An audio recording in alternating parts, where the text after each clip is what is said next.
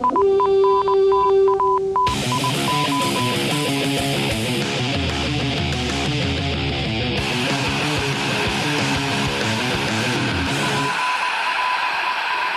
to Norse Code, the #1 podcast for your Minnesota Vikings. I am your long-suffering and finally returning host, Dusty O'Connell. Joining me at one end of the internet tin cannon string is Minnesota Vikings blogger extraordinaire and generally useful human, Arif Hassan. How you doing, Arif?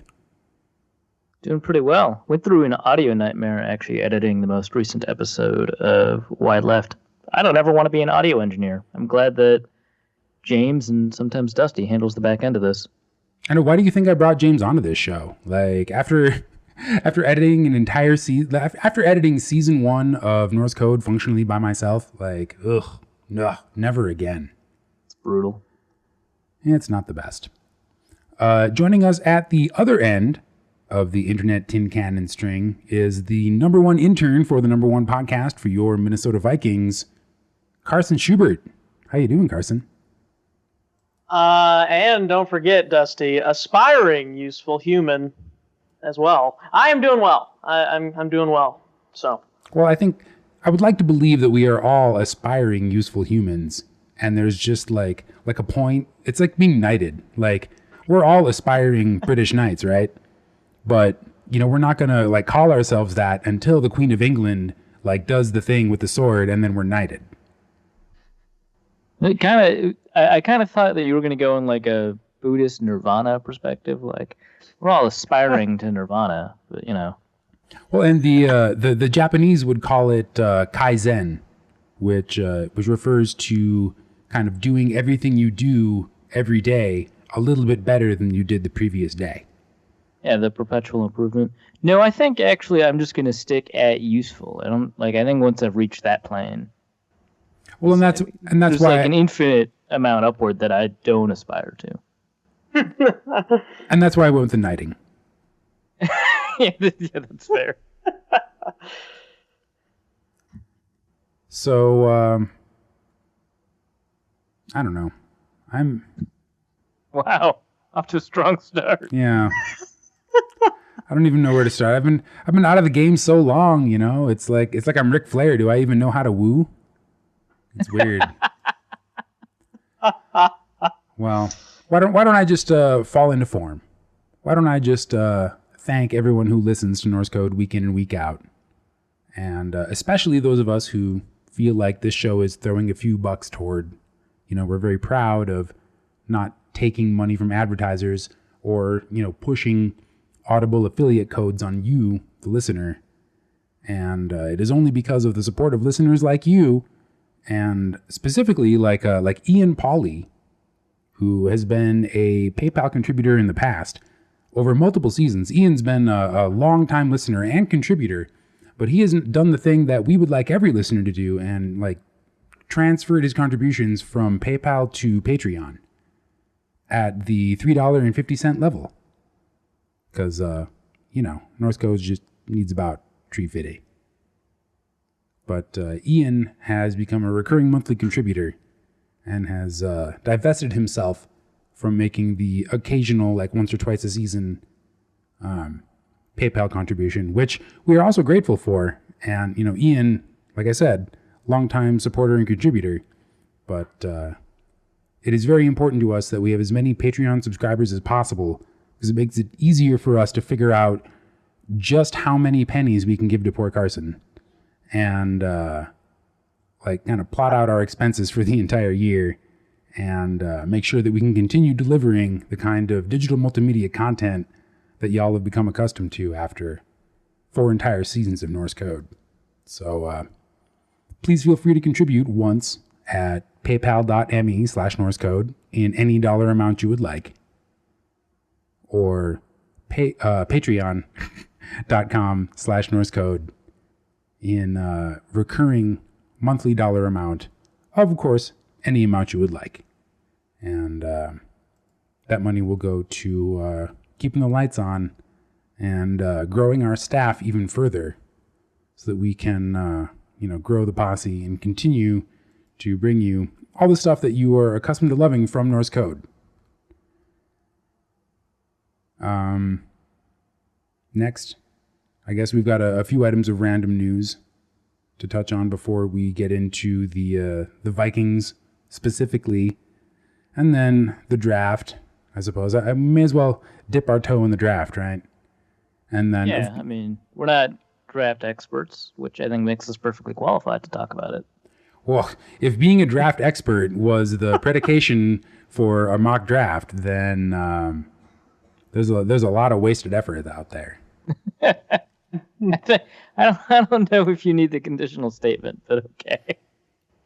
Ooh, wow, that's a moderately hot take. I mean, I like mock drafts. I'm just saying, probably all wasted efforts, huh? Mock drafts are useless. Dakota projections are useless. Yeah, all right. Also, maybe a mailbag. But first, so this is not Viking specific, but I think it's very interesting.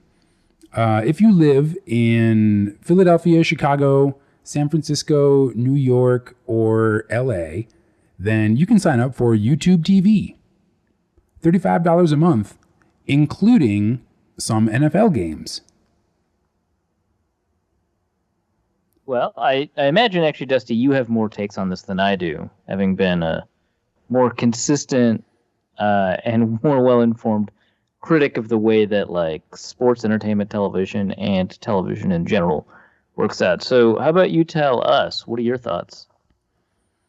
Well, so I like it better than... So YouTube TV is, I think, a game changer. And if you're a cable company, this is like a massive disintermediation for you, because YouTube TV represents an opportunity for like local television, as well as all the most popular television stations, not including the Scripps network, like Food TV and Home and Garden TV, et cetera, to be delivered to any device with like 5 different DVRs. Like you can have 5 accounts, 5 DVRs for $35 a month, and you can watch them on any device. Caveat: and you get unlimited DVR storage too, right? Yes. So you're not as uninformed as you seem. You're just setting me up. I read the article that you linked. That's all I have. You like know about the market. I think that's way different. Well, okay. How about what makes this different than Sling TV? Well, because it specifically includes sporting events that are not specifically blacked out by competing agreements. Yes. Sling TV is garbage. I agree with you though, Dusty, because I actually did a 7-day free trial of Sling TV at one time because, free trials. I'm a college student. So I did that, and they said that I think I did like the Fox Sports Network part of it, and I asked, well, why can't I get ESPN? And it's because of that agreement that you can't have those competing networks together. And apparently for YouTube, you can. This YouTube TV.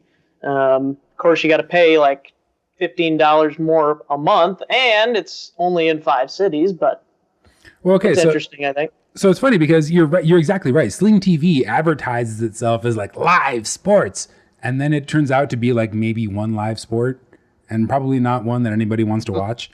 Live sport, singular. But the thing with YouTube TV is, okay, no NFL football on your phone because Verizon has an exclusivity agreement with the NFL. But any non-phone device that is signed, that you have a YouTube TV account on, you can watch 5 NFL games for free. Wait, so is there a way I can make YouTube think that my phone is a tablet? That seems like hackable. Well, okay, so you're getting like into the secondary issue. Like the first issue is that you have to find a way to convince YouTube TV that you're in one of the 5 cities where it currently works. And they promise expansion into every major market, but the reason it's so hard for YouTube TV to get into more cities is that you have to basically negotiate with every local ABC, CBS, and NBC affiliate to get the local streaming content. right? Like you can't just call you can't just call Sumner Redstone and be like, we want all of CBS, and he's like, blah, blah, blah, blah, blah. And then his daughters translate that into legal language, but it's a more fraught process than that, and Google is still working out that process. But as far as where they're at right now, any out of market Major League Baseball game is available, and they actually may have more than 5 NFL games next year. But if you have YouTube TV, then for $35 a month, you can cut the cord and see some live football without having to, invest in sketchy like streaming strategies or sharing Game Pass accounts or anything else that we would strongly not recommend you attempt. Right, because Norse Code does not promote anything illegal. We've never done anything illegal. We wouldn't know anything about streaming sites. Frankly, I just got tired of trying to figure out which gray box to click first. Next news item. Numerous NFL players were recently involved in an arm wrestling competition in Las Vegas.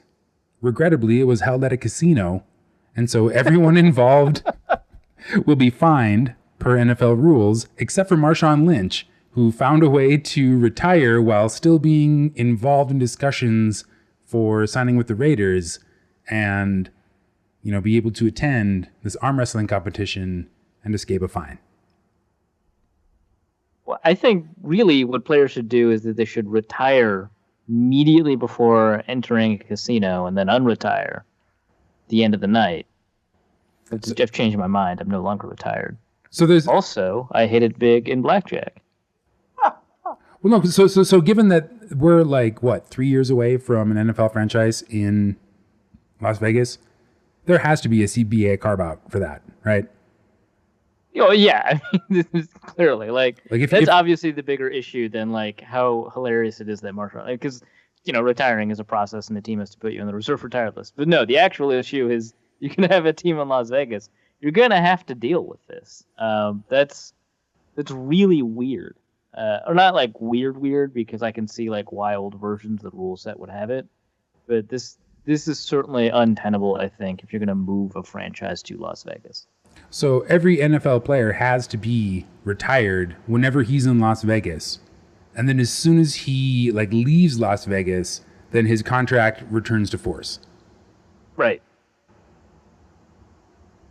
Which I mean, it also means that all of the other stuff that you can't do, play another sport, I guess, in a lot of contracts. That's probably allowed too. You just retire, play a game, pick up basketball, unretire. I think it's interesting. The last player listed of the players that were involved, Lucky Whitehead. Apparently he was trying to get lucky, and apparently it did not end out so lucky for him. I know that was terrible. If you're someone who's checking IDs at a casino, and you see the name Lucky Whitehead, how likely are you to be just get out, go? This is not a real name. When you come up with a better fake name, you're allowed back in here. Come on. Yes, good point. They should have kicked him out right when they saw the name. Lucky Whitehead, your kind aren't welcome here. What do you mean you're kind? You know what I mean.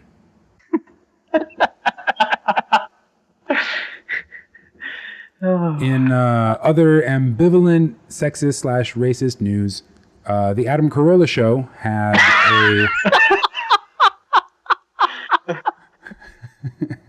a No, we're done. That's the news item. Okay, then on to Vikings news. But no, seriously. Okay, so I make fun, but the Adam Carolla show is, for all its faults, a pretty great show. I mean, you may be entreated to a 20-minute diatribe from Adam Carolla complaining about why his maid didn't close the gate at his mansion. But you may also be entreated to an awesome, 20-minute interview with Randy Moss. Hashtag relatable content. I actually didn't listen to most of the interview before the show. I listened to maybe 10 minutes, and there was something in there about how he thought he could have been, a really good basketball player because he was a good basketball player, but it was just like a springtime activity for him to like stay in shape. And he was good, and he was just like, I don't want to do this traveling basketball scene. It seems too much work. So he stuck with football. That's the only thing I got at the interview before I had to like bounce and do other stuff. But and that it's good. That alone, I think, provides an interesting insight into kind of Randy Moss's train of thought. Like traveling basketball seems like too much work. I'd rather play in the NFL. Yeah. And he did emphasize that like it was about where he would work, not that he refuses to work. Well, okay, but wasn't that like the last half of his career? Well, yeah. Like after he left the Vikings, wasn't that basically the same thing he said to every like front office that was about to hire him? Well, okay, so I would argue that the lazy Randy Moss meme is overblown. I don't think he was actually lazy, but I know. I do like that he was just like, no, there's no way I'm going to travel for basketball. Are you kidding me? That's a sucker game. Yeah, it was interesting at the end. I think towards the end of the interview, he's like, Carolla's like, so what do you think about this whole Tony Romo situation? And he basically just goes back to how he was a good player. He kind of asked him about what he thought he would do as an analyst on CBS, and he just basically blew off the question about the analyst part because I don't think he wanted to fire any shots at his abilities or anything like that. That's fair. Well, that's fair. I mean, and we've seen Moss on like as an analyst, and he's great. Like I love watching him commentate on football. And I think coming along with that is like when you sign that contract, you sort of either explicitly or implicitly sign a contract that you will not throw people who you are probably going to see across a desk from you on a sideline under the bus. Okay, so that's probably true, and I would argue that he blew off the question entirely for like professional, I might have to work with him reasons, and that's totally fair. But I will say, Randy Moss giving shit to Charles Woodson has been amazing television every time it's happened.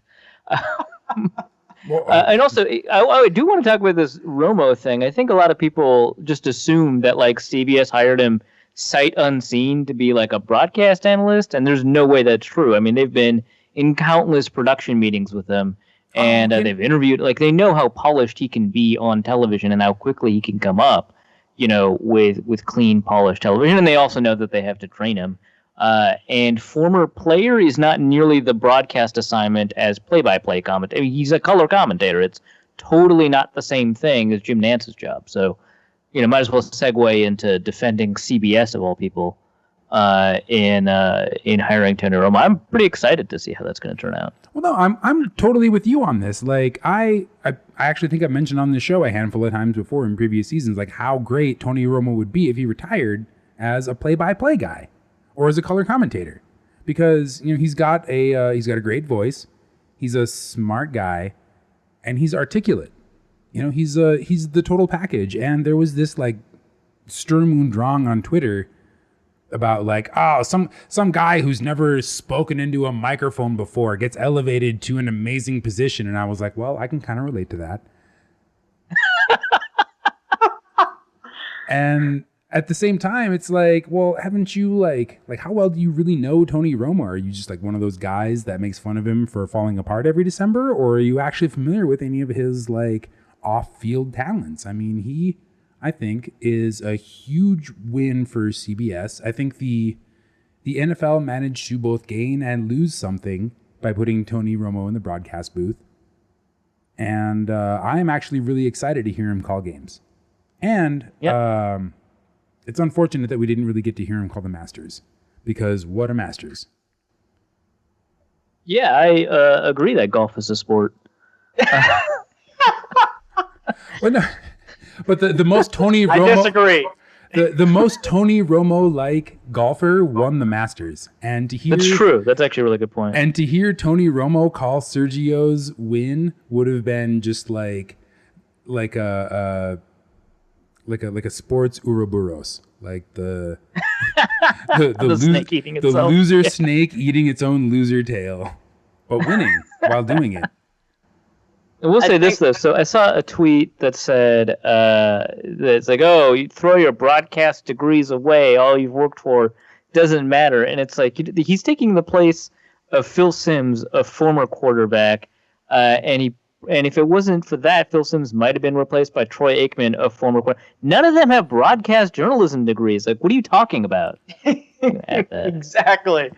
And that's the degree I'm trying to get. So don't discourage me, please. Well, and I'm very sorry, Carson, but like, really, this is the hill. This is the hill to die on. Like, this is the reason you should throw away your broadcast degree and not literally the last 15 years. Like, I think Arif just hit on it. The biggest part of this story is Phil Simms will not be the #1 analyst on CBS anymore for games. That is awesome. Thank you. Amazing news. That is. It does mean we have to say goodbye to one of the best accounts on Twitter, @PhilSimsQuotes. Yes. Oh, that is awesome. But yeah, oh my gosh. And then when they put Phil Simms on Madden, that just made things 10 times worse. Disgusting. Like you want to throw the controller in the middle of the play you're trying to run because Phil Simms is somehow miscalling that as well. Well, yes. I'd punt it here. Phil, it's 3rd down. Don't ruin my Madden game. Well, the numbers here, John, clearly call for a punt. All right. Well, let's turn away from that and towards what Norse Code is customarily known for, food takes. No, that comes later. Vikings news.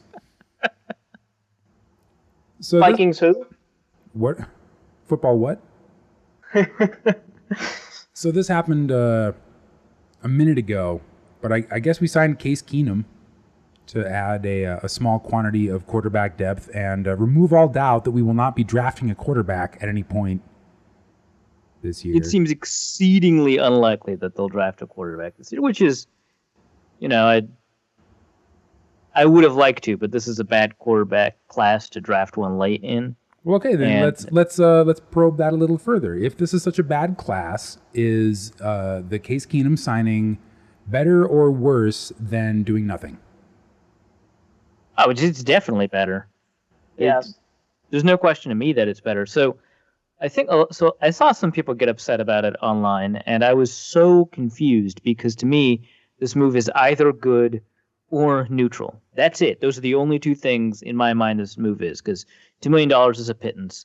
I think that there is a chance that Case Keenum is like the 31st or 32nd best quarterback in the NFL. And if not, he's in the top 40, which makes him an astoundingly good backup. So from that perspective, I think it's a good move. The only issues I have are about the question of the ability to develop young talent for the long term, if that is indeed possible. You do have Taylor Heineke, so it's not like dead in the water. And I guess that's in the show notes. We'll talk about Taylor in a second. But it would have been nice to be able to talk about drafting a young quarterback late to develop him, which is not to say that that's possible every year or even most years. But this year, I think it's going to be even less possible. The guys that I even kind of moderately like Joshua Dobbs, are probably going to go in the 4th, 5th round. Vikings currently don't have, I think they have 8 picks. That's not going to be enough, I think, to spend on a lower priority like a backup quarterback. So I think the Case Keenum move was good. What do you think, Carson? I would say it's a good move because I agree. That was a brilliant way of putting it. It's either a good move or it's a neutral move because you still don't know. Also, you don't know what Teddy's going to do, if he's going to be back. I mean, obviously, we're optimistic after seeing that video, but that does not give us any indication if he's going to be in football shape by the time training camp rolls around. So, I mean, you can give Taylor Heineke some competition for that backup spot, and if Teddy isn't ready to go, you have that option. And I'm one that always thinks you should always have 3 quarterbacks on the roster, but that's just my opinion. So I guess if Teddy's not ready to go, you have him on the pup. You have Keenum, Heineke, and Bradford. And especially with Bradford's injury history, it's always good, I think, to have more than just one extra quarterback on the roster. But yeah, obviously the Vikings, again, the jokes probably came out. Vikings sign another quarterback that's under 500 for their career. I thought the better joke was Vikings sign another former Rams quarterback. Although that joke is harder to work. There's not like a punchline. It's just like, oh, hey, the successor to Sean Hill is the successor to Sean Hill. Fantastic news. Yes, except he's younger and maybe a little more mobile. Yeah, well, so here's the thing. A lot of people see like, oh, it's a former Rams backup quarterback. He must have a terrible arm, which fair given the history. But Case Keenum actually has a pretty good arm, and he's much more mobile than Sean Hill, by dint not only of not being 35 years old, but also by being, a relatively mobile quarterback. I kind of like him as a backup quarterback for like qualitative reasons. I think that he takes more chances than like a backup quarterback typically does. But he's got a pretty good arm, and he's pretty mobile. And while he doesn't always make the best decision or have the best pocket presence, I think that he has the ability to win a one game, which I think for the past couple of years in Norse Code has been my like spoken litmus test for how to evaluate a backup quarterback. You're winning a game. Does he screw it up for you? No. Backup quarterback. Excellent. Hopefully he doesn't need an ice pack after one game like Sean Hill. We might see a lot of Case Keenum given Bradford's injury history, but he survived an awful offensive line last year. Maybe his body has turned a new leaf. I don't really know how that works, but we can only hope. Okay, so I'm going to be the negative Nancy out here and offer a slightly different. Don't boo me. I haven't said anything. Get out of here, Nancy. And I'm going to do it by doing the thing that Arif hates the most and comparing the Vikings to the Twins. The Twins have... I don't know if I hate it, but I cannot relate to it. The Twins are doing a crazy thing. They have 13 pitchers on their roster. That is way too many pitchers. And like what you run into is a situation where either you end up with a logjam of talent, either bad talent or good talent at some part of the game. And I mean, chances are the Twins bullpen is going to be really bad, and they're trying to like paper over that by having like a bunch of guys that could potentially pitch, a bunch of guys that could potentially be starters, but there's a lot of very like undefined roles kind of in the Twins pitching staff right now. But top and bottom line is basically the same. 13 pitchers is unheard of. And a really like ugly trend in baseball. That should not be a thing that's happening. And I feel like the Vikings are kind of approaching sort of the same kind of mentality with like, well, what if we just get like one good guy, one injured guy, and two replacement level guys?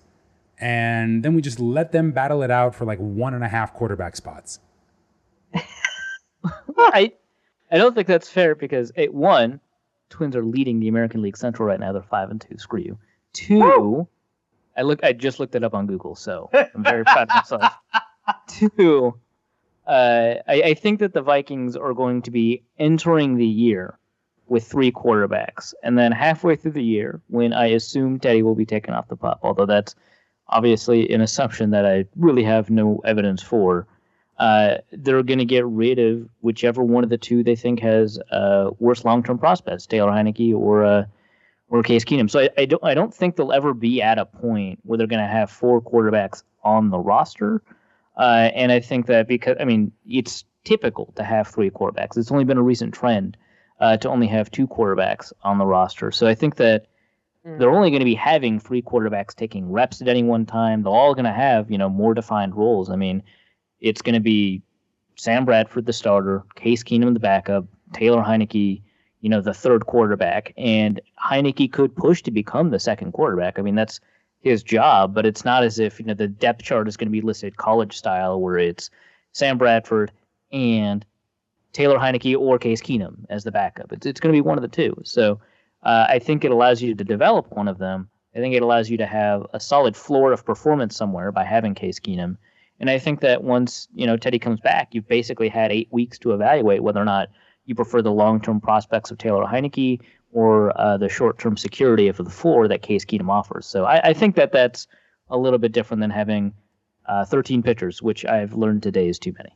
But that puts Teddy Bridgewater in the role of Cersei Lannister, basically. Yeah, well, except it's not his fault. Like that, there's a difference there, right? Well, I mean, it is his fault in the sense that it is because of him that other things happen. That's such a rude way to put it. I'm not wrong. I mean, lay off Teddy. I mean, like it's whatever. I mean, the team is going to try and figure out what the best situation is for them to win as many games as possible, and I think it's having 3 quarterbacks on the roster at any one time. And Teddy's not going to be available right away to be one of those 3 quarterbacks. So you basically sign Case Keenum so that you know you can have a quarterback for a half a year when Teddy is gone. And that's all it is. And then Case Keenum and Taylor Heineke get to take turns like hand etching the granite on Sean Hill's career tombstone. Yeah, that sounds great. I thought Dusty was going to compare the Twins' strong start to the Vikings' 5-0 start, and I was like, "Oh no, please don't! No, that means they're going to miss the playoffs." Oh, we need need like 25 games of Twins dominance before we can compare that to a 5-0 start. Yes, very true. Well, we're on pace to having a good 25 games, which means then we'll then be on pace to have a good 162 games. The Twins are on pace to be on pace. Indeed. In other news, Adrian Peterson goes to New Orleans and leaves without a deal. He probably was not thrilled with the idea of being Mark Ingram's backup, which is likely what New Orleans tried to sell him on.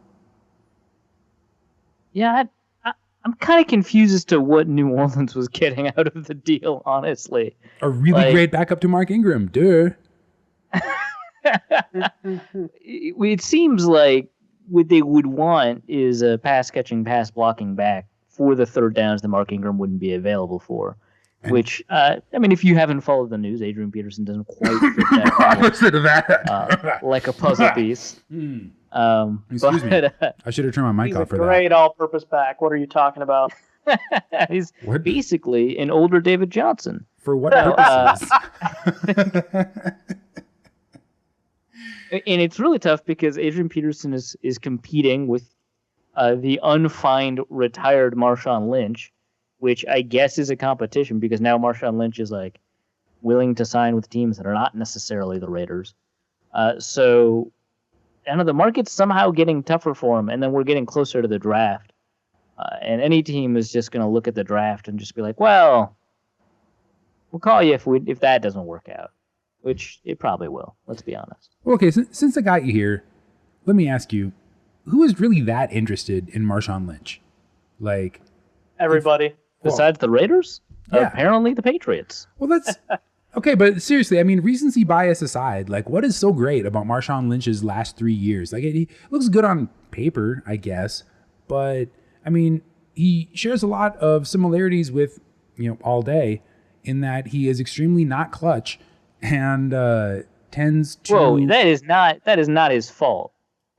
They should have run the ball. Here we go. Here we go. That's not his fault at all. Here we go. What? Thanks, Pete Carroll. What are you going to do? Call 9/11 an inside Marshawn job? Lynch didn't fumble in a critical situation or give up a key sack on third down. Well, he wasn't given the ball. Okay, but not only that, he's also missed a lot of games that would have been pivotal had he been in them. Or maybe his performance would have been pivotal. And I know that's like a little bit of a reach, but Marshawn Lynch is not a reliable back and hasn't been for a few years. And you're looking at a guy that you're counting on to make like crucial plays at crucial times and be clutch when he has barely been a presence for Seattle for years. Yeah, it's because he retired. That's not what I meant, you flaming butthole. I just think it's hilarious that the Patriots and the Raiders would both rather have a guy that's been out of the league for over a year over Adrian Peterson. I just think that's hilarious. That's what I'm saying. That is exactly what I'm saying. It might be true. Yes, since 2014, Marshawn Lynch has played more games than Adrian Peterson. I haven't looked it up, but I'm very confident that it's true. So, and look how great he's been. Look at all the influence he's had. Well, he has, I think, a higher yards per carry since 2014 over Adrian Peterson. He's a better pass blocker. He's a better pass catcher. But dude, look at how many games he started each of those seasons. He's just not whatever. He's a greater cultural force, true. Like that. He probably doesn't want $8 million a year either. He can't ignore all of these pro-Marshawn factors. I got to disagree with Carson. I imagine Marshawn is looking at Adrian Peterson like shopping himself and be like, well, I got to be worth at least that, right? I don't know. I can't believe that you think that Marshawn Money Lynch would try to extract every dollar he could. That's absurd. Why would somebody named Money Lynch want to do that? All right, well, he can keep going on the Jimmy Fallon show or whatever, retired or not. He doesn't have to suit up for the Raiders. His best late night appearances were on the Conan show. Oof. B, I hope he continues doing that. He's phenomenal. You should be a professional video game critic. Whoever signs him will just give him half his salary in Skittles. Actually, that's got to be a good tax move. What is the write-off for an Escalade packed to the windows with Skittles? Well, you got to pay the car tax, but I think you're free on Skittles. I think you're good. just go by the weight of the sugar. That's probably the fairest way to. No, I would actually, if Marshawn Lynch could like cross-brand the NFL with esports, I would love to see him as a League of Legends commentator. That would be. Oh my gosh, that would be amazing. That'd be phenomenal.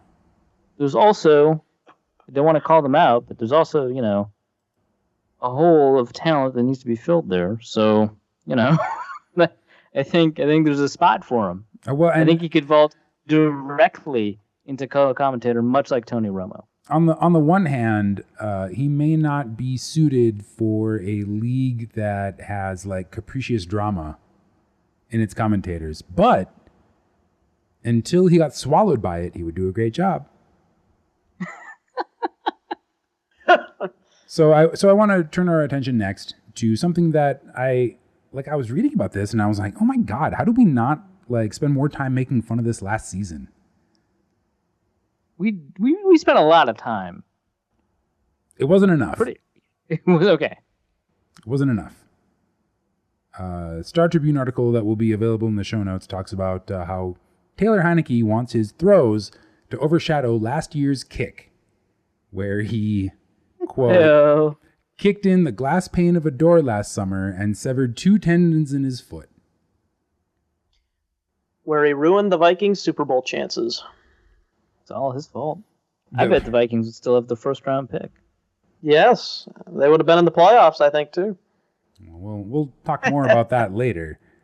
But Taylor Heineke, at the ripe old age of 24, insists that he will not attempt to help his friends break into their own homes anymore by personally kicking through a glass window, perhaps a lawn chair or right. Or a battering ram. No, none of that is in the article.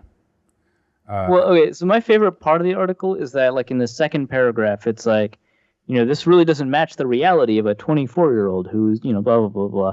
Then later in the article, it goes, but something I did when I was 23, I don't want that to define me as a person. It's like, you're 24. What?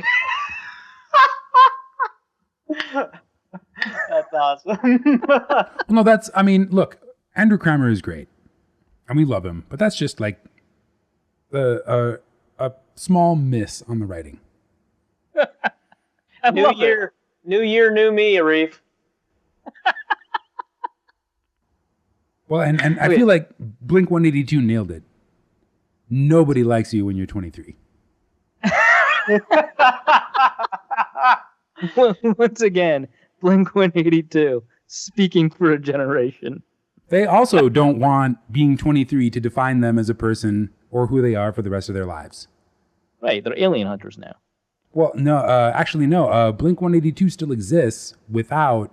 without the alien hunter, right. Yeah, without the front man, yeah. But didn't he start another band for a second? Yeah, he doesn't know. He doesn't know what he wants. He just wants the truth, Dusty. That's what he wants.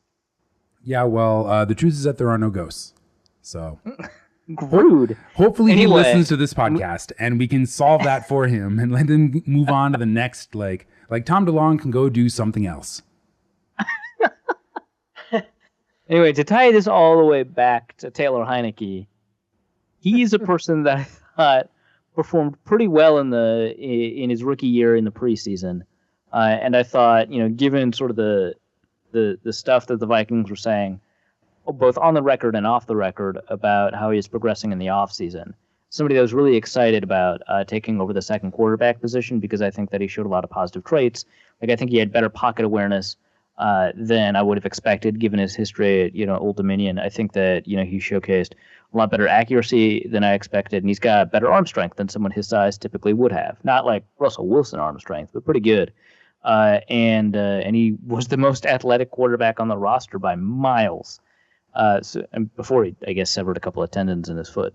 So he had, I think, a lot of developmental upside, and he was, unlike a lot of developmental quarterbacks, developing. So he's going to be an interesting story to track. I just, obviously the Vikings don't have any patience with him anymore because he put his foot through a door. And I think maybe actually did cost them a first-round pick. I don't, know that the Vikings wouldn't have traded for Sam Bradford, especially because you cannot make the argument that, Taylor Heineke's better than Sam Bradford. But it seems a lot less likely that they would have traded if they didn't also lose the guy who would have beaten out Sean Hill in a quarterback competition. So that's fascinating, I think, just the whole Taylor Heineke thing. So I think... Yeah, I was just going to say quickly, I don't know if he's better than Sam Bradford, but he's definitely better than Sean Hill. Well, okay, so I have a question for both of you, and I would just prefer a one-word answer before I talk a little bit more about it. Is Taylor Heineke better than Trevor Siemian? Oh, Jesus. You know what? Yeah, sure. Screw it. Yes. Arif commits. Carson? No, as of right now. Exactly my point. Exactly my point. But I can promise you that if Taylor Heineke was in Denver and did the foot thing in the quarterback situation that Denver is in right now, he would literally everyone in Denver would be burning his house down. All 1.5 million of us would have one torch at the corner of his house in Cherry Hills Village or wherever he lives. Wait, collectively or each? Because collectively seems difficult. Well, no, I think we would all line up and then do it one at a time. With the same torch? I mean, it wouldn't... The first and last person wouldn't have the same torch, but it would be one torch. But no, seriously, but semantics aside, do you get what I'm saying? That Heineke is benefiting from a situation where he's not in a team situation that is similar to the Vikings. Strong defense with a couple of big question marks, decent offense again with a few big question marks, couple of big question marks at quarterback. But in Minnesota, the answer is clearly Sam Bradford, and then maybe either a veteran like Sean Hill or a newly healthy Teddy Bridgewater. Whereas in Denver, there is no clear solution, and so the spotlight on a player like him is much hotter. Does that make sense? I guess. I feel like if these things happened in reverse order, Minnesotans would have burned down Taylor Heineke's home. Because if Teddy Bridgewater's knee explodes, before training camp, and then right before the season starts, Taylor Heineke puts his foot through a door, I think if you just reverse the order of operations there, that's a bigger problem. But it turns out your guy who nobody had heard of but was probably going to end up winning the quarterback 2 job goes away suddenly. Well, then you're just whatever, that's a blip on the radar. And then, Teddy goes down, and then you're oh, it's Sean Hill, crap. Whereas before, or in the alternate, counterfactual history version of this, Teddy is out before training camp starts. You're trying to find a solution. Taylor Heineke has won the quarterback 2 job, is showing potential, and then puts his foot through a door. That's way worse. So I think that also affects things, the order of operations. No thoughts? I'm just greeted with silence. Yeah, pretty much. Last item. The National Football League has finally announced the schedule for the 2017 preseason. And per the Daily Norseman, the Minnesota Vikings will have one nationally featured game among their 4 contests. I haven't looked. Who are they playing? First the Bills, then the Seahawks, then the 49ers, and then the Dolphins. The 49ers game will be broadcast on NBC at 7 p.m. Central on Sunday, August 28th. Why would they do that? Why the 49ers game? Why not the Seahawks game? Why would you choose the worst out of those 4 games? Well, that's... Because it's preseason, no one's watching anyway. Yeah. Yep. But the third game is supposed to be like the game that doesn't matter the least. True. So, like, why would you choose the one where, like, San Francisco's, like, working things out with their third-round quarterback against, the Vikings and Sam Bradford? Yeah, they'll be playing at home. And it's an opportunity for the NFL to show off a shiny new stadium. It's been new. Again. Yeah, I agree. I don't know why you would put the 49ers on there, an 8-8 and a 2-14 team, I think somebody said. It's like, all right, putting a mediocre team against an even more mediocre team from last year, thanks to our offensive line. But if you combine their wins, they still miss the playoffs. Oh, jeez. Well, okay, but this is still like only the second worst choice, right? Like, would you rather have the Dolphins or Bills game televised? I would absolutely rather have the Bills game televised. Are you kidding me? Tyrod Taylor? Tyrod. All right. We're trading for him right now. It's literally happening as we're taping. Spillman is on the phone. Breaking on North. Yes.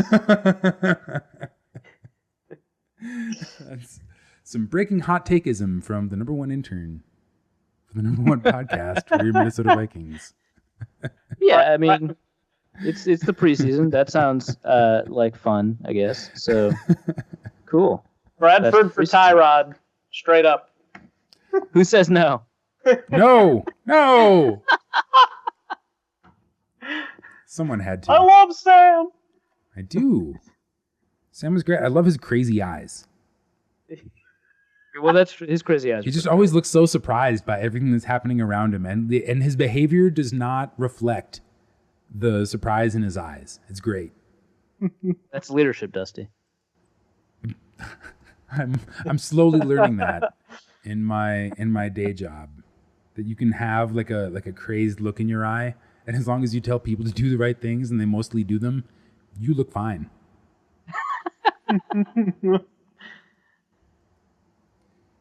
All right, moving on. I guess we should dip our toe in the draft, huh? It's getting to be around that time. I mean, we're not gonna like fill you full of our own mock drafts. We'll just borrow other people's.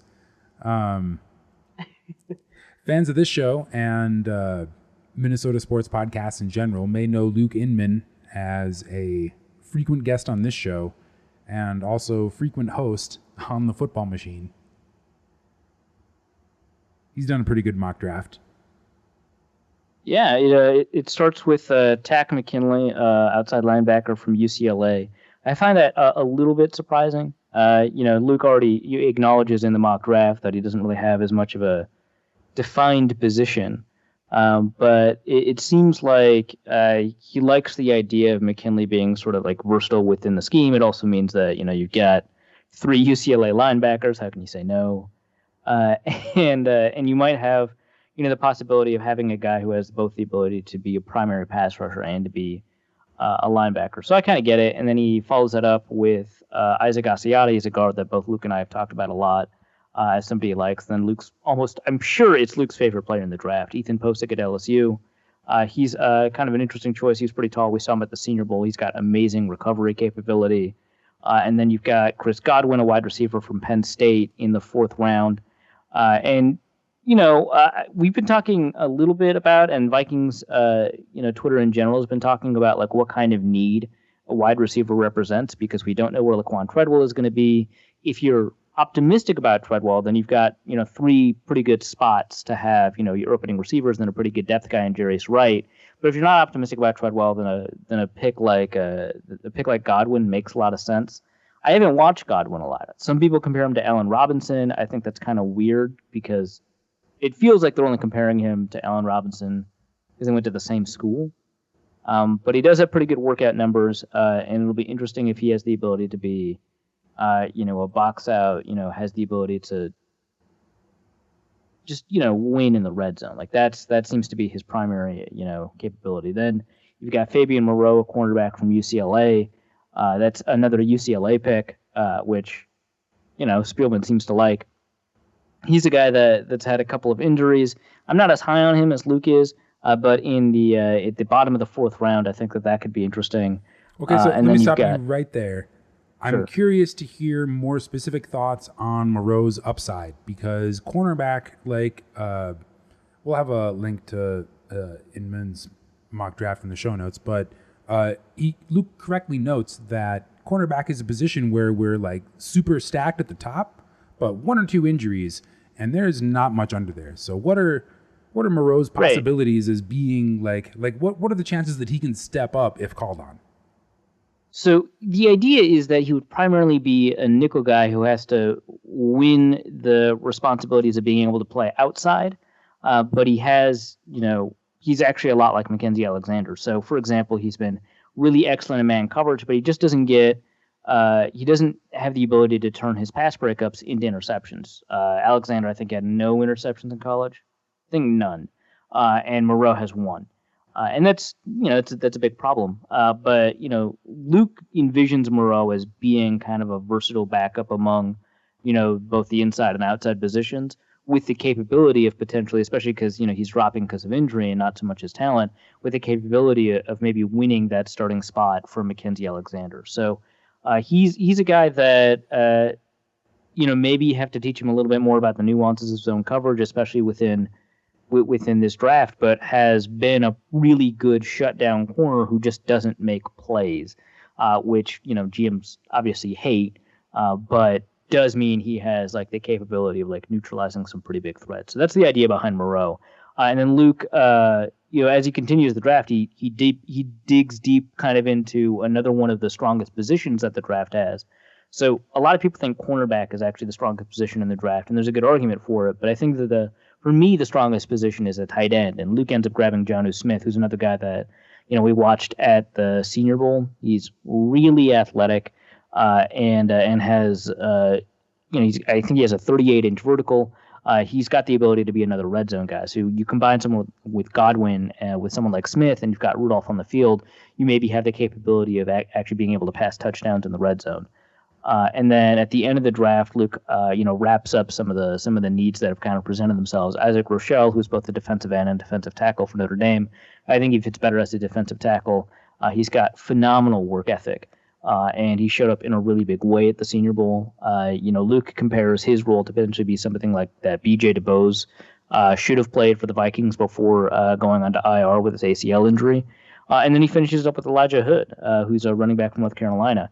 And what's nice about this pick, and it fits really well, is that he's really complementary to what McKinnon does, because Hood has some great balance. He's got a lot of power, and he has the ability to either wear down defenses or win up front. So the thing about Luke's mock draft is that it's got a very clear vision of what it's doing in the second half of those rounds. He's got a very clear idea of where all of these people fit together, what they can do for the Vikings, and how they complement those pieces for the Vikings. And at the front end of the draft, he's grabbing players that happen to be in positions of need but are more talent-oriented. So people like Takk McKinley, you kind of want to figure out where you want to play him, but you do know that once he's available there, you want him. Isaac Asiata, clearly a position of need at guard, but he's also very talented. And then, of course, Ethan Posick, somebody that Luke loves. He's not a clear need immediately, but is definitely a long-term need at center. And has the ability also to compete for that guard spot immediately. So Luke had a pretty clear strategy that up front he was going to grab some guys that he liked that happened to be in positions of need. And then at the back half of the draft, he found pieces that kind of fit perfectly into what the Vikings were trying to do. It's a pretty good mock draft. We'll link it. There's also another mock draft that I liked a lot that we're going to talk about in a second, too. Okay, so I specifically wanted to mention Chris Gates, editor of Daily Norseman. Fine blog that has put up with us for all 4 years of our existence. But so the thing I like about Chris's mock draft, or I guess the thing I wanted to talk about, is okay. Round one, we get no picks, so we take Sam Bradford in the first round. All right.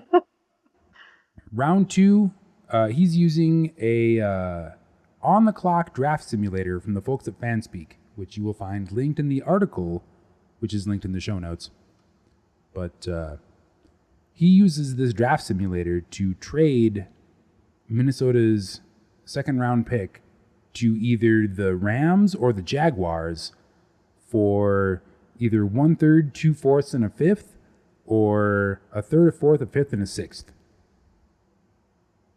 And I'm curious what you think are the benefits and potential downfalls of the Vikings mortgaging away even further high round picks, because I mean the draft that Chris goes on to continue has like Buda Baker available at 57, like a bunch of just like nonsense things that are probably not gonna actually happen. But I just in a larger sense, I want to get your thoughts on the value of trading away even more of our remaining best picks for further low round picks.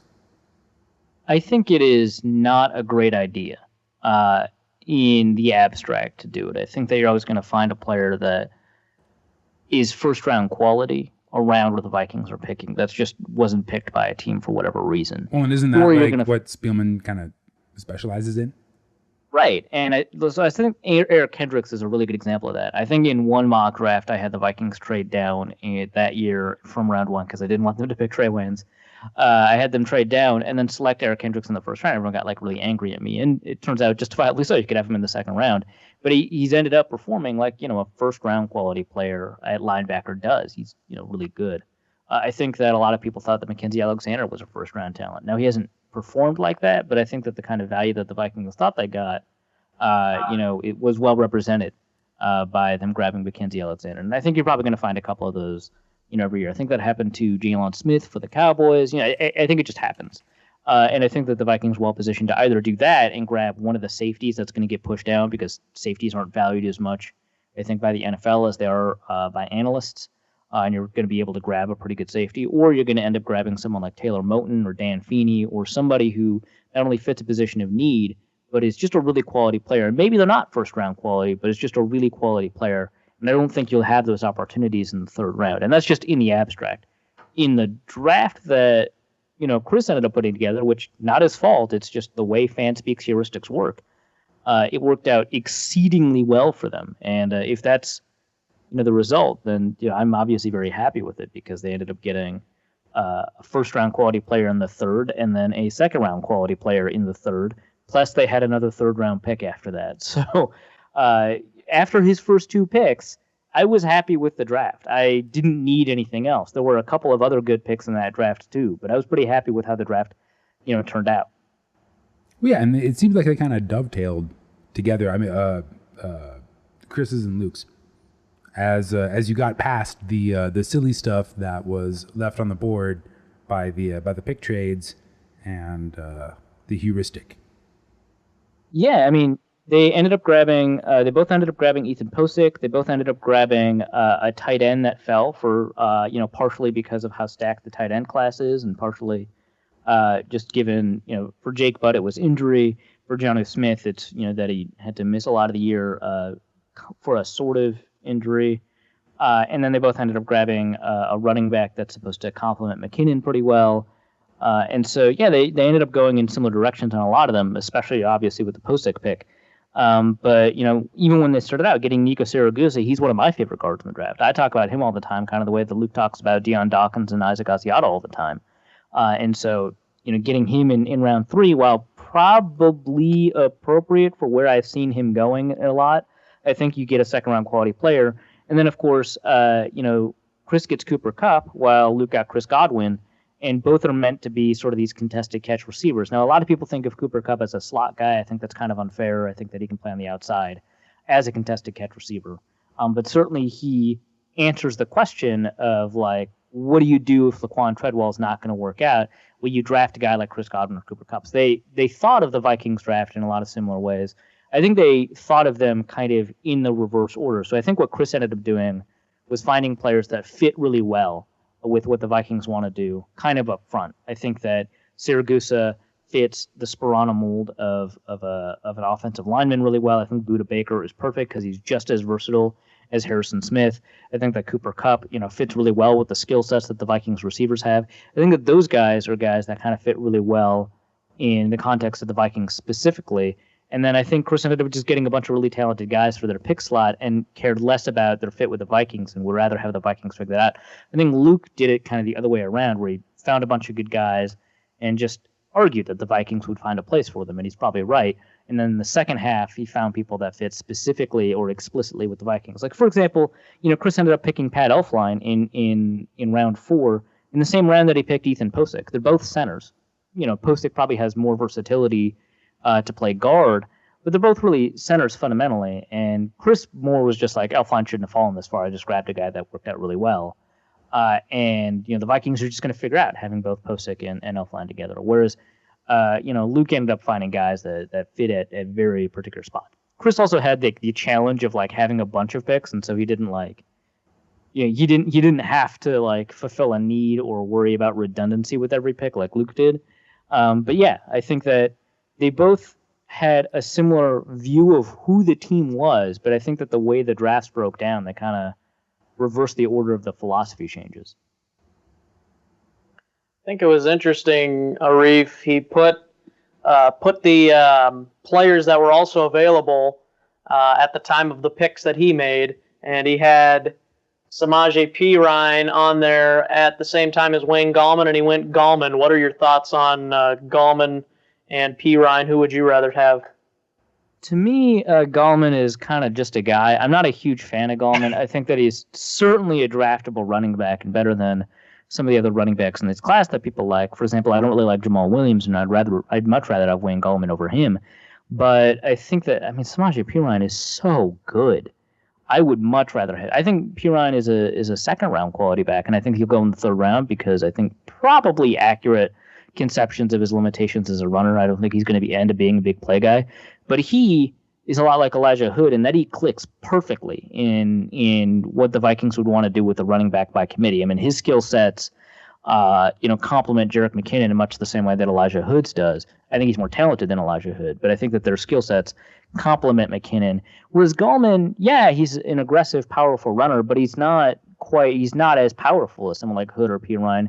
He does have a little bit more balance. I think that I don't think he's as good of a pass protector. I don't think his vision is as good. I don't think he's balanced, I think, is the thing. And a lot of people will confuse. I think Kyle Posey, I was reading something that he wrote today about comparing draft prospects to cities, which, by the way, there's no draft prospect he compared to Minneapolis. I'm sorry.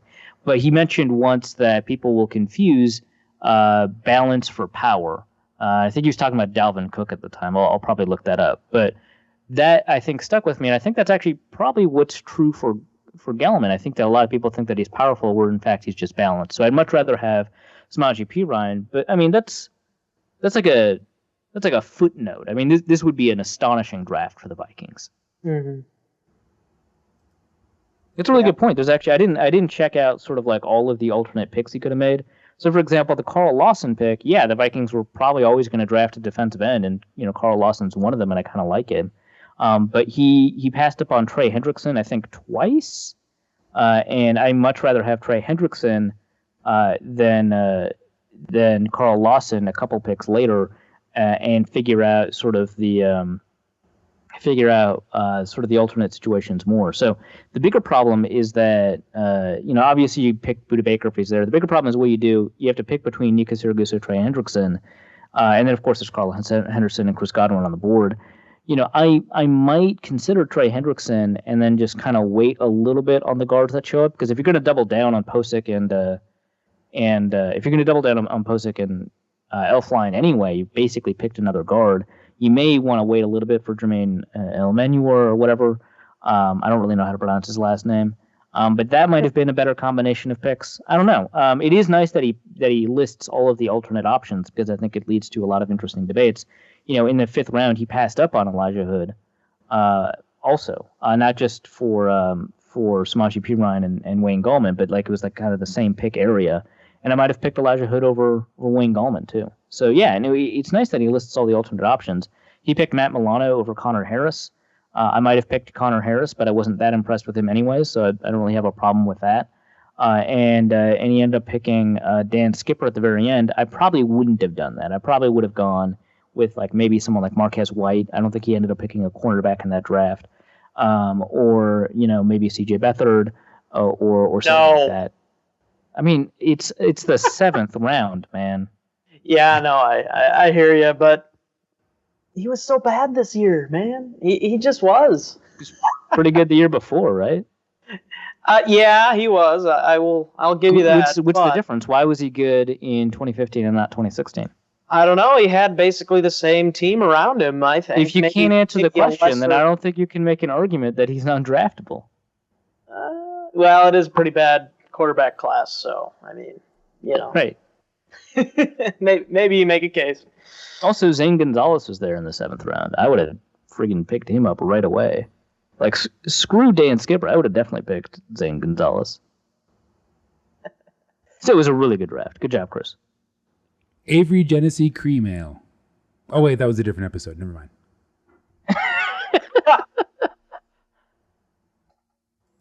Okay. Shall we mailbag? Let's mailbag. This will be fun. We got a good one this week. Starting off with Facebook commenter Joey Meatstick. Hi guys, dig your show. I'm a fan from Wyoming. My question is about yoga. How much is yoga practiced in the NFL, in the Vikings organization, among the offensive line in particular? My understanding is that yoga is super beneficial for tendons and connective tissue, core strength, endurance, and more. Maybe bench press and squats are overemphasized. I wonder if these techniques might keep some folks on the field.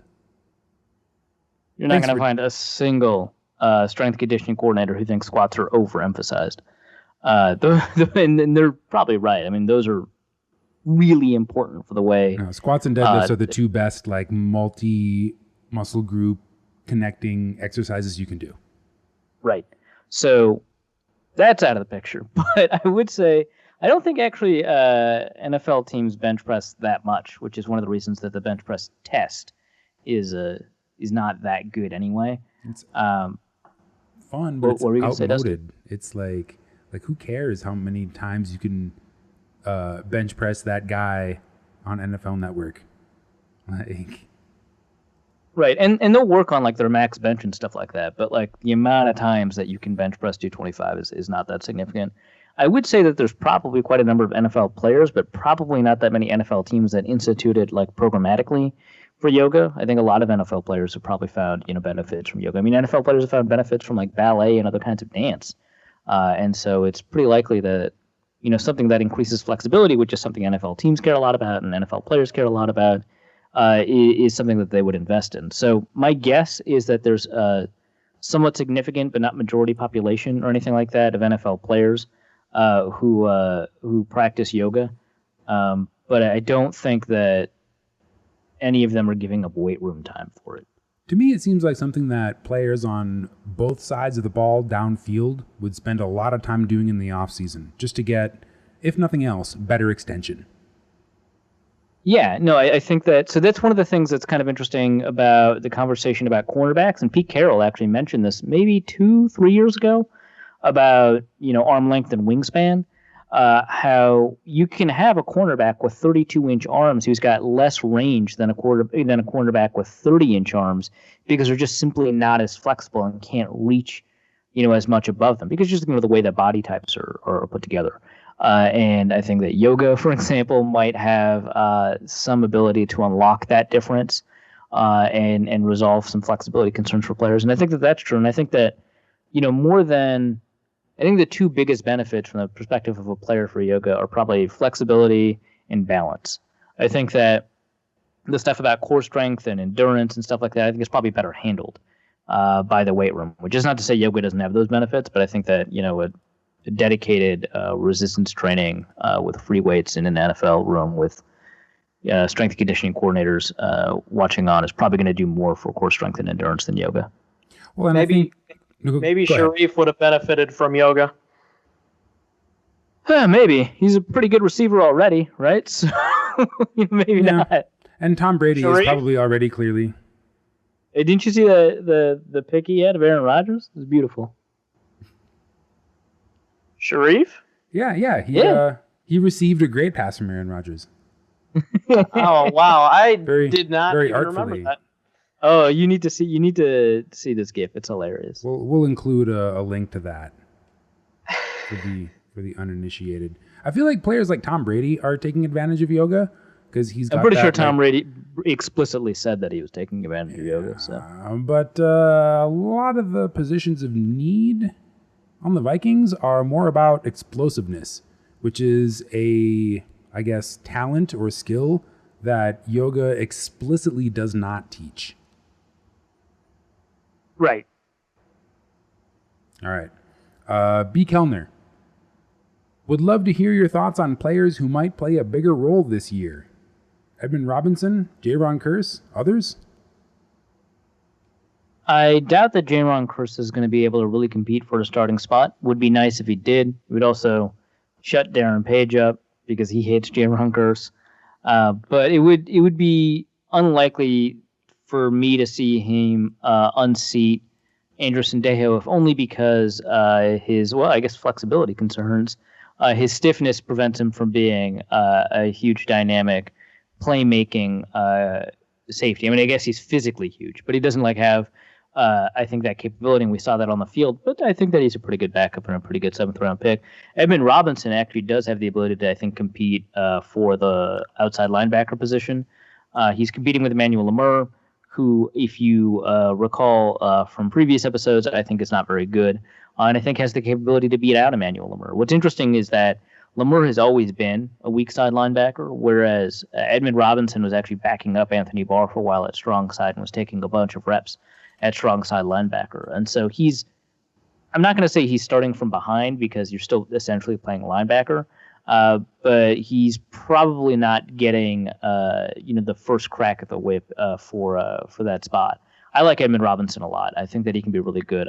I think based on what I heard, coaches think that he might have taken a step back a little bit this year, but I don't know if that's true. And I think that he's got a lot of potential moving forward, and they like him as a special teams guy. Jared Kutzer writes in, do you believe the Vikings draft Mixon if he's there at 48? I mean, I don't think so, but it seems like it's becoming increasingly more of a likely scenario for the Vikings moving Another forward. OU running back with off-field issues? He Yes. interrupts. Yes. I wouldn't be particularly happy with it, but it's and I've mentioned in previous shows why I wouldn't necessarily be happy with it. It's not so much that I don't think that people deserve a second chance or anything like that. I think it's that the nature of his issues, which are actually anger management issues, which are supposed to be easier to deal with than the domestic violence issues, have not been properly resolved. How are those different? Those are definitely different. Okay.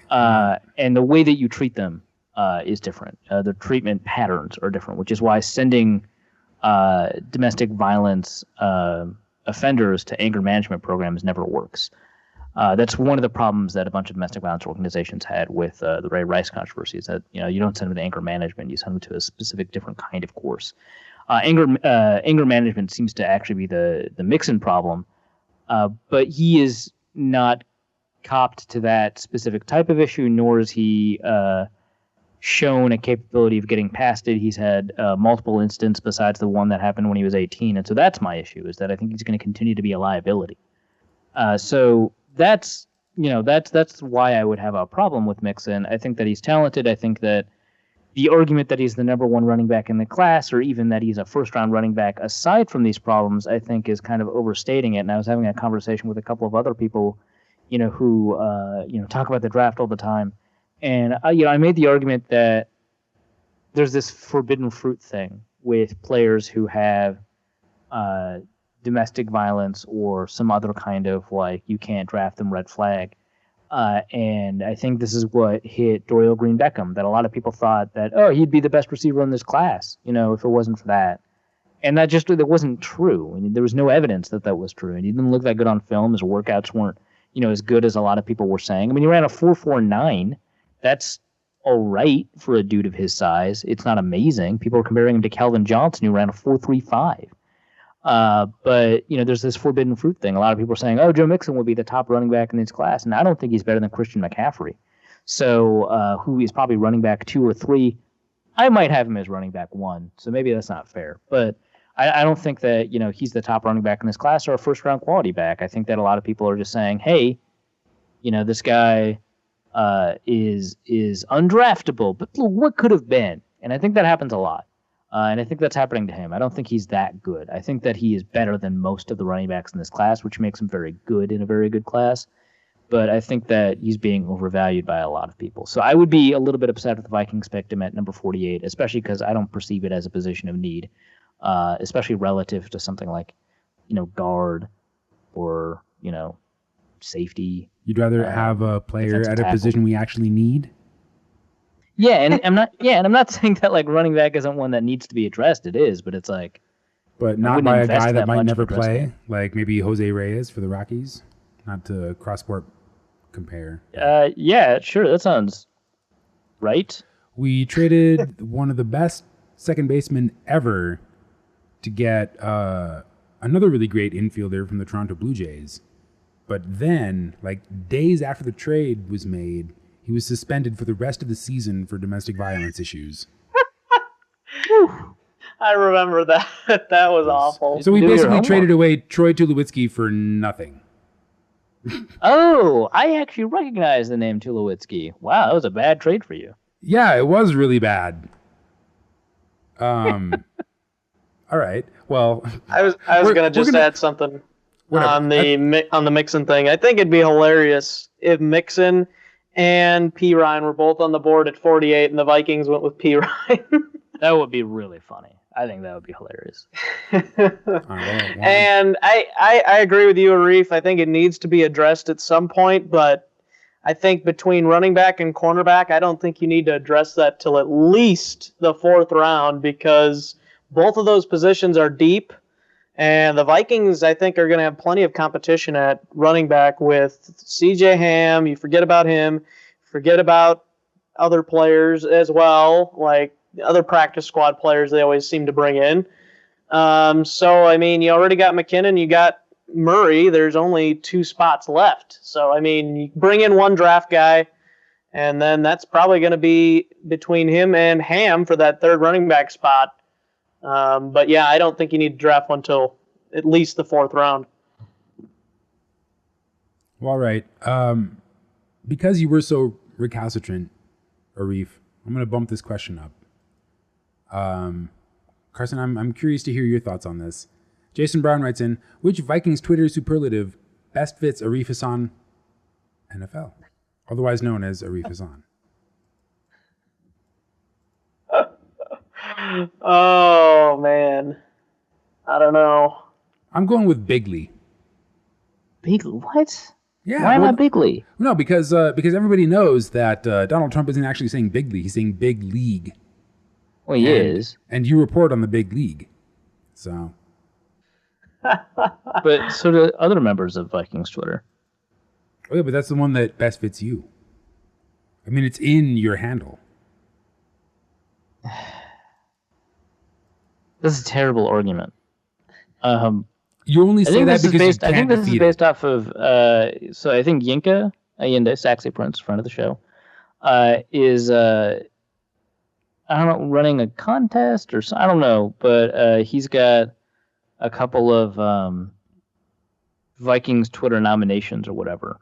The only reason I'm aware of it is because people nominated me for Best Vikings Beat Writer, which, thank you, guys. But there's a bunch of other nominations. I don't know them off the top of my head. There's like people, like a person who's always in your mentions, which Jesse Silba. There's a person who you don't know has blocked you until you found out, or something, or until you tried to tweet them or something like that. I don't know. Check out That's probably Darren Page, right? Well, it could be Darren Page. I think a lot of people picked Vikings fan page. Kevin McMahon NFL now, I think, because he's changed his the at. I don't know. Check out Sexy Prince's Twitter page for updates on that contest. And then once you look over the list, you can tell me which one you think best fits me, if any of them do. I don't have a superlative, but I would say best hashtag, obviously, is hashtag analytics for Arif, obviously. Oh, that's a good one. Hashtag obvi. I know. IKR, man. Oh, man, you and me laughing right in the mic. Alex Goebel, which former Viking will have the best season in 2017? Which former Viking? Yes. Which was the last one to sign Mike with the Remmers. Seahawks?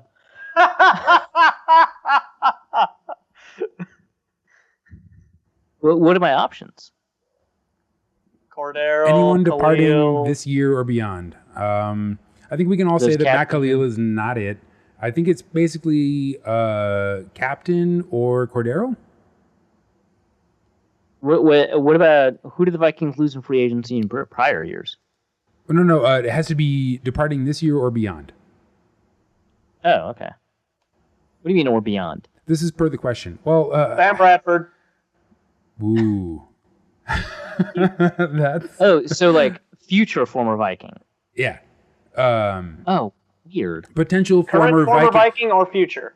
Oh, well then Teddy, obviously. No, but I don't think that is in the spirit of the question, but I'll take it. No, I think what he really means is who doesn't make it to the 53-man that goes on to have the best season in 2017. Oh, so anybody who the Vikings fail to re-sign this year or will cut this year. Exactly, or people that have left between the end of last season and now. Right. You know what? I'm going to go out on a not very long limb and say Adrian frickin' Peterson. That's a terrible argument. Well, that's not even with a team yet. But I'm just going to say, I'm just going out there on a not very long limb and saying that is going to be his, like, last hurrah. Yeah, he'll make the CFL East All-Star team. That's great. Ooh, and I think in NFL, Captain Munnerlin is probably going to be the best of all of them. Harsh. No, I think in reality you're correct. Captain Munnerlin has the best chance. Cordero number 2. I think it's going to be someone random like Jeff Locke or something. It's going to be Blair Walsh. Oh my God. That would hurt if it was Blair Walsh. Blair Walsh misses 0 kicks. It's a perfect season. 27-yard field goal to send the Seahawks to the Super Bowl over the Vikings. Yeah, I could see that. And he missed it.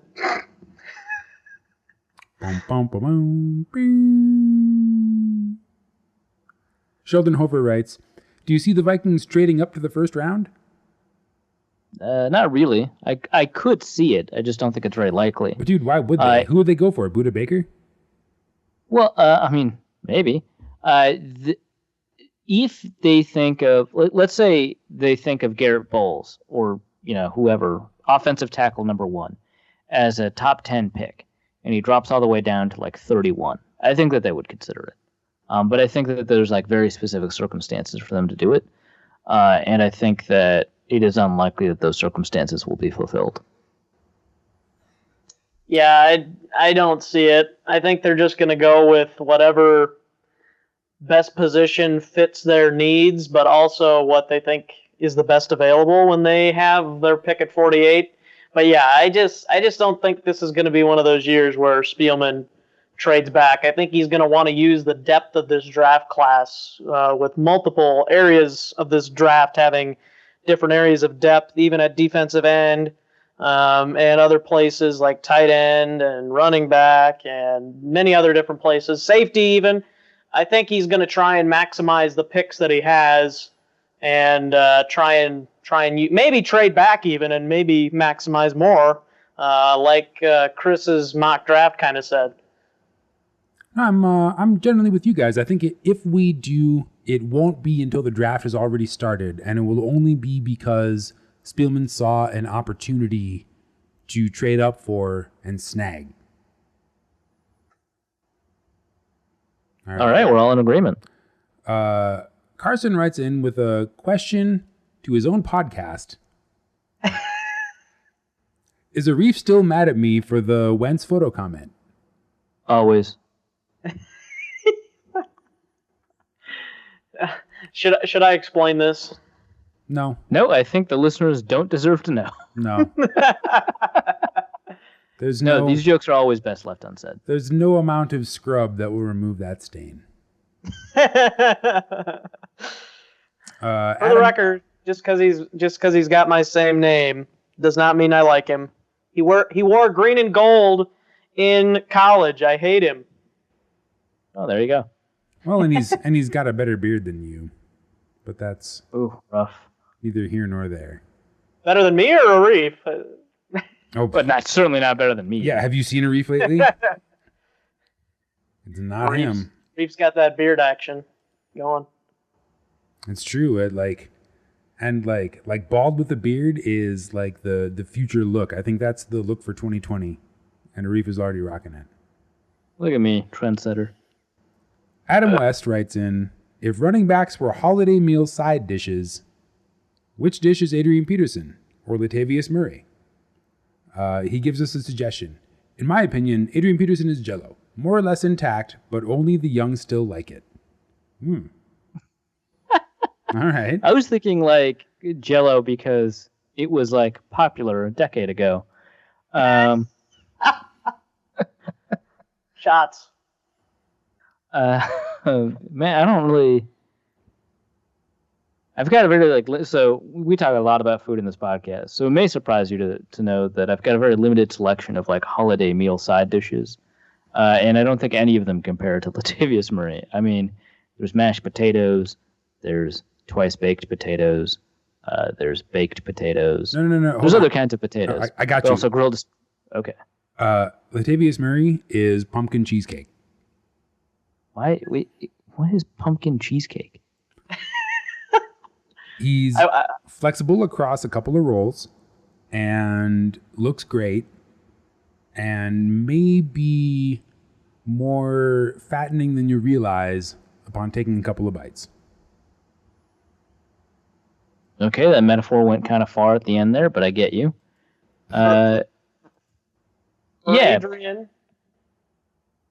Yeah, for Adrian, I would say, for me, Adrian is like mashed potatoes because I used to like mashed potatoes, but then the taste just got old for me. So that's a perfect comparison to Adrian, in my opinion. And then you realize that the mashed potatoes were actually whipped. No, there's I can't compare Adrian to mashed potatoes because mashed potatoes are evergreen. They're always good. They'll always be good. There's so many versions of mashed potatoes. Mashed potatoes are way more versatile. That's the way Adrian Peterson thinks of himself. Why not commit to that? No, of course, Adrian. But Adrian Peterson thinks of himself as if you presented this question to Adrian Peterson, his first answer would be, "I'm not a side dish." It's not. He'd be like, "I'm the turkey and the mashed potatoes." Which is appropriate because turkey is overrated. But I don't think we go that far this quickly. But mashed potatoes are way too versatile. They're way too dynamic. They're way too good. I'm sorry, Adrian. You're not mashed potatoes. No one is mashed potatoes in this scenario. He's regular bland mashed potatoes. He's not the good kinds. You've only had bad regular mashed potatoes. I can't. "Quote unquote" regular mashed potatoes are also delicious. Carson, you need to find people who can make good mashed potatoes, and even the regular ones will taste amazing to you. He lives in Iowa. That's not going to happen. Yeah, I'm sorry. All right. Caleb Arndt writes in, on which side of the fence do you lie in regards to the recent growth of Szechuan sauce popularity? I'm obviously for it. I'm a Rick and Morty fan. Like, how could I not be for it? Hashtag Mala for life, bitches. I want it hot and spicy.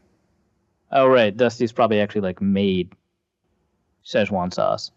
Well, and okay, I think I mentioned this on the last show I was on when I was just getting over like the freaking like nuclear restaurant plague that has been killing all my coworkers for like a month since. But you can make some really amazing ginger tea with green Szechuan peppercorn, because green Szechuan peppercorn is like an instant analgesic. You know, it makes your throat I was about to say, doesn't hurting. it numb like your throat and tongue? Yeah, exactly. It's a total numbing feeling that lasts for like 10 or 15 minutes. So as long as you just like make tea out of it and keep drinking it, then you'll feel fine.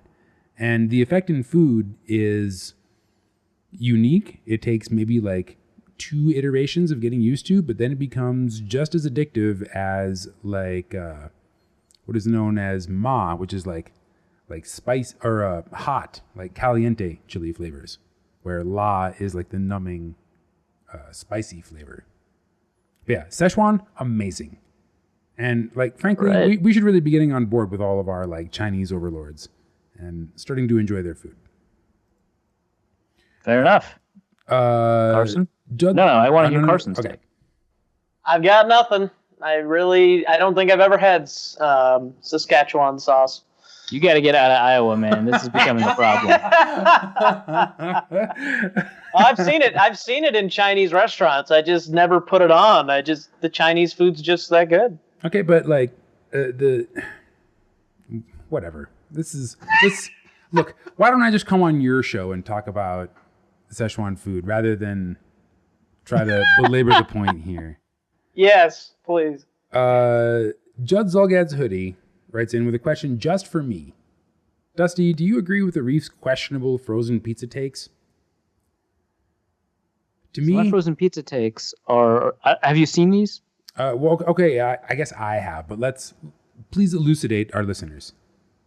Okay, so on the Andy Lucari Football Machine, another one of my football podcasts, we ended up talking about frozen pizza. And I made the argument, and I prefaced the argument that I'm not going to defend it because I don't think it's defensible and it's only true for me. But I made the argument that the best, to me, cheap frozen pizza is Totino's Party Pizza. And the reason for that is because I have a craving for it. It's like trying to make an argument for White Castle. It doesn't make sense. It's an objectively bad burger. You send me. But, one, Totino's Party Pizzas are often $1 or less. And that makes it 5 times better than Jack's. 2, it's not Jack's. That makes it 5 times better than Jack's.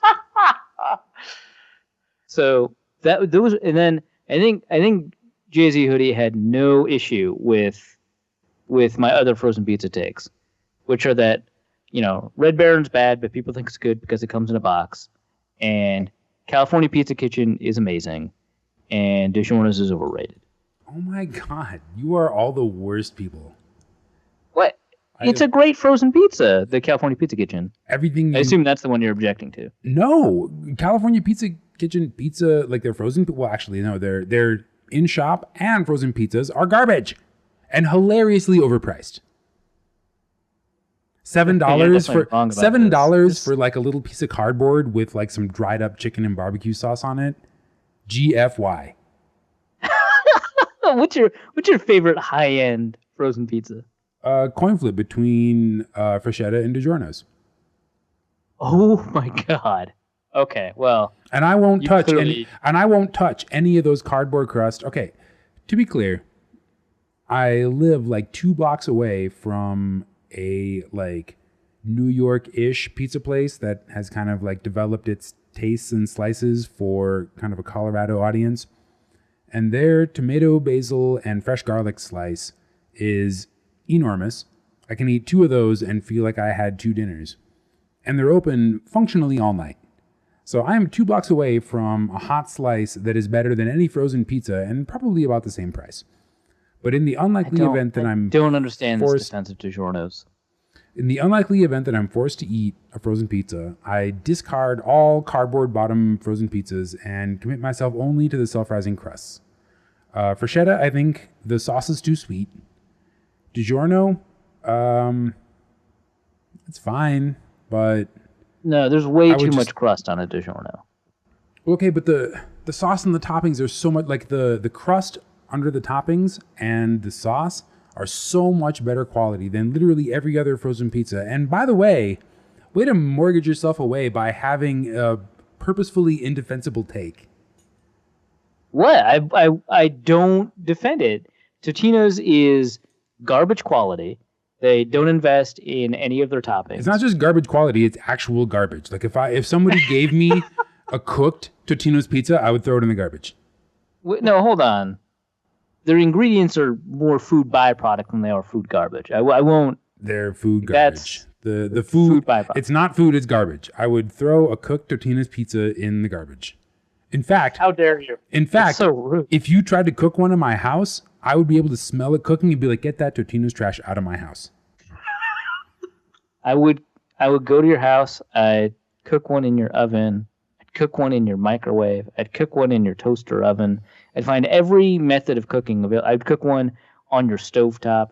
Just so you'd have to throw all your appliances away. I'm just thinking about that like floppy microwave toasty. Yeah, that one's the worst, isn't it? Ugh. You know what? No, I'd cook one on your stovetop. I'd saute one on another range of your stovetop, and then I'd steam the third one just to piss you off. So I'm going to take advantage of this opportunity and tell you all about the best way to make a frozen pizza. You have to cut it up while it's frozen. But if you put a frozen pizza in a deep fryer and like just cook it until the cheese is about to fall off and then pull it out, it'll be the most perfect frozen pizza you've ever had. That sounds terrible. How are you going to prevent the cheese from being sloughed off the pizza? You look at it in the fryer, you idiot. No, the cheese is going to slough off. There's no way. I don't believe you. Nope, you don't believe me, but you have to try it. With your I might try it. Try with respect to the amazing advice you gave me about mashed potatoes, I think 2 years ago. Try it with a Tostino's garbage pizza. Cut it into slices that'll fit in your fryer basket and fry it until it looks like the cheese is about to slide off, and then pull it out of the fryer. It might improve the Totino's pizza. I'll give you that. I guarantee you it will. It improves every pizza. It improves every frozen pizza beyond belief. You just have to watch it the whole time because it takes literally like 60 to 80 seconds to cook. Have you guys ever shopped at an Aldi's before?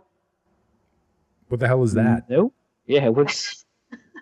It's basically like a foreign food type market, I guess. I don't know. Anyway, there's one in Sioux Falls. Maybe you've heard of that town, Sioux Falls, South Dakota. And they have got some really good frozen pizza. Like I would rank it like it's the 5 store brand. Yeah, like whatever brand they get, it is good. And like there's like they have the 16-inch ones that are like $6 to $7. Like the cheap, like for a bigger pizza, obviously. And they're good. So, I mean, you can't really go wrong. And unfortunately for you, Arif, I do have some Jacks in my freezer right now. But, college life. I mean, you're in college. I mean, everyone has Jacks in college. Everyone jacks it in college. No, cut that out. We're going to edit that out in the post. Leon writes in, should it be a criminal offense to put ketchup on a Chicago dog? No. People should be free to make their own... Yes, it's a Chicago dog. No, people should be free to make their own bad choices and be mocked for them. Okay, then I'll just call it a criminal offense, and I won't actually put them in jail. Like, the question isn't if I would put someone in literal jail, Dusty. That is the question. That is literally the question. The question contains its own like it's clearly not literal. No one's going to jail for their food takes, except for people who defend White Castle. But I think we should treat them like they should be shunned if you put ketchup on a Chicago dog. Now, I'm not against ketchup on like a hot dog, like just generically, but a Chicago dog, what are you doing? I think a better question is, should it be a criminal offense to put hot sauce on a Chicago dog? It's already got peppers. Exactly. Direct all your food tweets to @ArifHassanNFL. I just don't get why Chicago dogs like to have ketchup on them. I mean, They don't. you know, I just don't get it. Have you ever had a proper Chicago dog? No, but it seems like it's dog abuse to Have you ever met a dog that came from Chicago? Because he's like a corgi with a tag on it or anything that said Chicago? Have you ever met a Chicago dog? I was less than 2 years old the only time I was in Chicago. See any dogs? And I don't remember. have you seen any dogs that have claimed to be from Chicago since?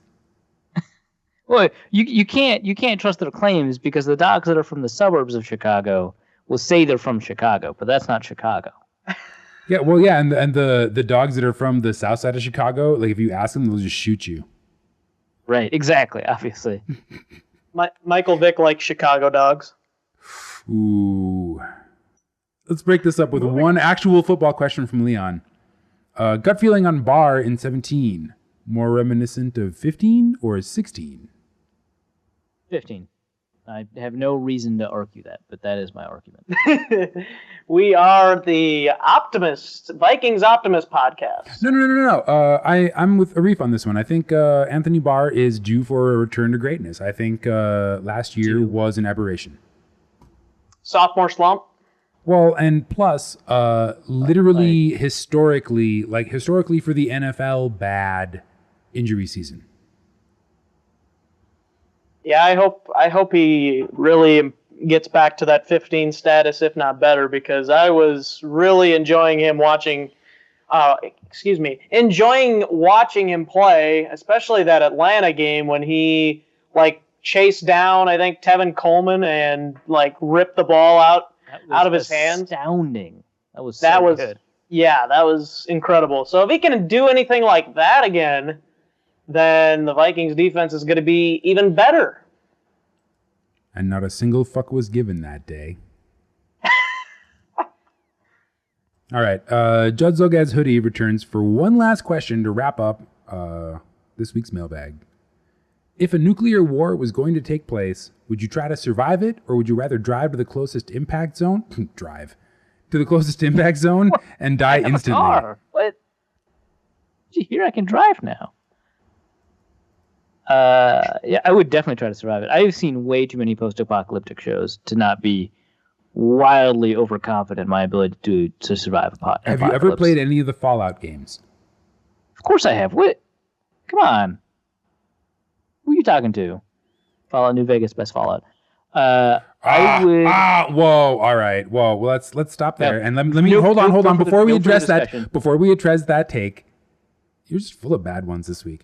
Carson, have you played any of the Fallout games? I think I did at one point, but I am not a major gun video game guy. I'm much more of a sports video game guy. You haven't.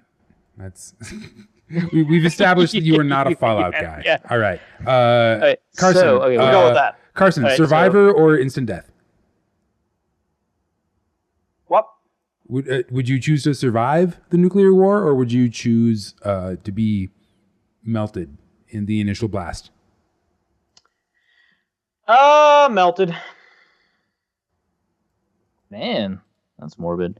I've watched enough Jericho to know that I would survive. Oh, please. Look, so Arif and I both grew up in Grand Forks, North Dakota. Yeah, which means that we both accepted the reality of dying in a nuclear war. Arif was luckily young enough to be born as the Cold War was ending. That's true. But when I was born, the joke was that Grand Forks had an Air Force base that had 200 intercontinental ballistic missiles full of nuclear warheads, 15 miles out of town. And the joke was that if there was ever to be nuclear war, we would be the first targets. So there was no Fallout escape plan. It was just cool, peace, we're done. And that resolved itself. Yeah. What's the Cold War? What's a Cold War?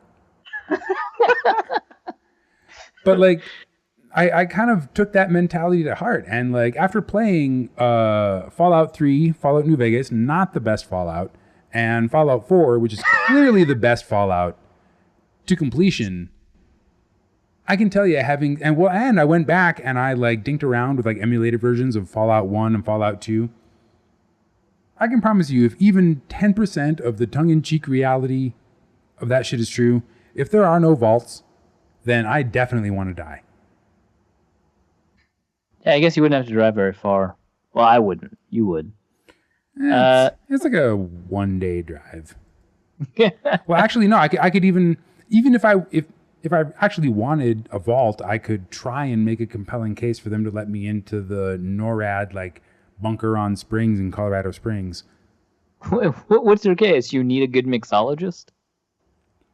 Hey, man, I know how to both like ferment and distill alcohol. And I'm sure there are people on the base who would make the same claim.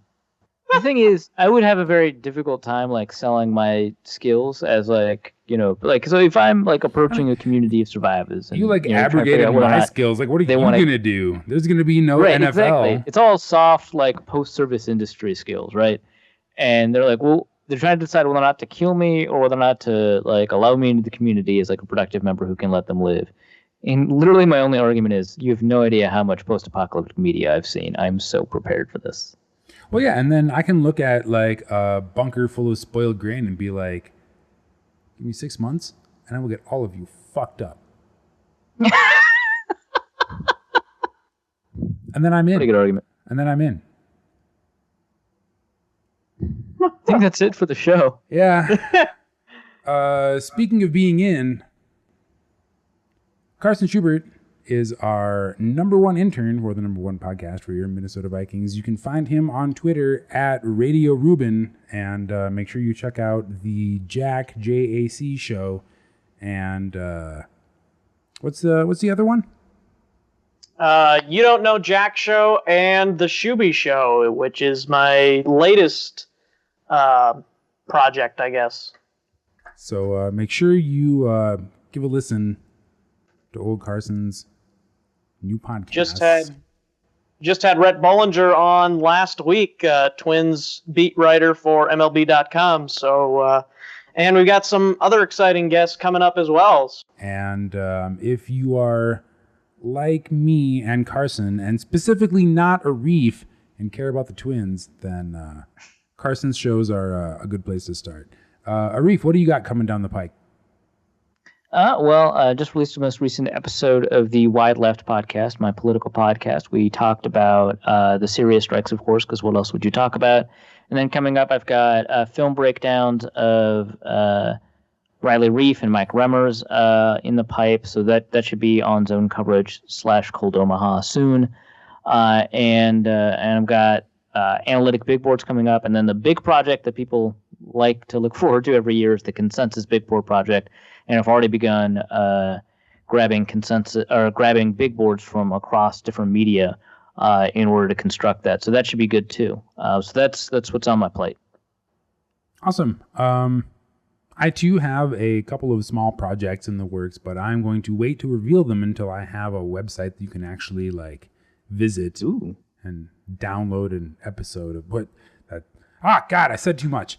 On that note, I will leave you with the, I guess, new formula where only a little below. I can't. How can I say it with any heart? Only a little below average. There you go. And we'll see you next week. Norse Code is the largest and only division of Norse Code LLC. You can find Norse Code on the Daily Norseman, SB Nation's Vikings blog at dailynorseman.com.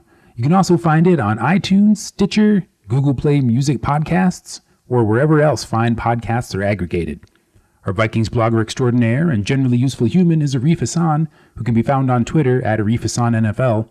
Our intrepid producer and occasional co-host James Pagachnik can be found on Twitter at Big Mono or curating the official Norse Code Twitter feed at NorseCodeDN.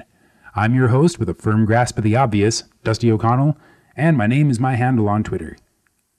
If you'd like to donate a few bucks to the show, your one-time donation can be made at paypal.me/NorseCode, or a recurring monthly contribution can be made by visiting patreon.com/NorseCode. Please visit our website, norsecodepodcast.com, where you'll find links to our Facebook and YouTube pages, along with the episode archive and some other good stuff. And any questions or comments that won't fit in a tweet can be emailed to norsecodepodcast.com. On behalf of James and Arif, my name is Dusty, and we all thank you so much for listening. Our formula is this. We go out, we hit people in the mouth.